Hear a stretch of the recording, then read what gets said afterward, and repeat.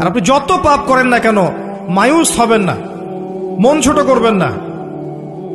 আপনার একটা সেজদা, যে সেজদা আপনি চোখের পানি ঢেলে দিয়েছেন আল্লাহর কাছে, যে আল্লাহ আমার ভুলগুলো তুমি মাফ করে দাও, আমার তওবা তুমি কবুল করো, ইনশাআল্লাহ দেখবেন ওই একটা সেজদা যদি কবুল হয়ে যায় আল্লাহ পাক আপনার সব গুনাহ মাফ করে দিবেন ইনশাআল্লাহ।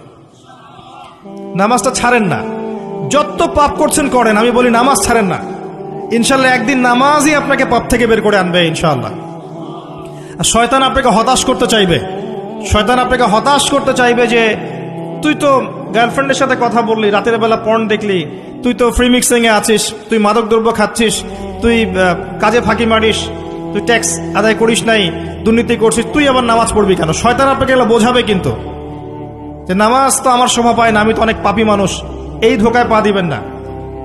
আপনি নামাজ কন্টিনিউ করতে থাকেন, ইনশাআল্লাহ আল্লাহ পাক আপনাকে পাপ থেকে বের করে আনবেন ইনশাআল্লাহ।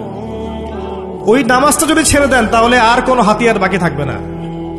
আর আপনি যত পাপ করেন না কেন মায়ুস হবেন না, মন ছোট করবেন না। আপনার একটা সেজদা, যে সেজদা আপনি চোখের পানি ঢেলে দিয়েছেন আল্লাহর কাছে, যে আল্লাহ আমার ভুলগুলো তুমি মাফ করে দাও, আমার তওবা তুমি কবুল করো, ইনশাআল্লাহ দেখবেন ওই একটা সেজদা যদি কবুল হয়ে যায় আল্লাহ পাক আপনার সব গুনাহ মাফ করে দিবেন ইনশাআল্লাহ। হতাশ হবেন না। শয়তান হতাশ করতে চাইবে মানুষকে, শয়তান মানুষকে হতাশ করতে চাইবে। এমনকি আপনার যদি পাহাড়ের পরিমাণ ঋণ থাকে, ওই ঋণ শোধ করার ব্যবস্থা আল্লাহ পাক করে দিবেন ইনশাআল্লাহ। হতাশ হবেন না।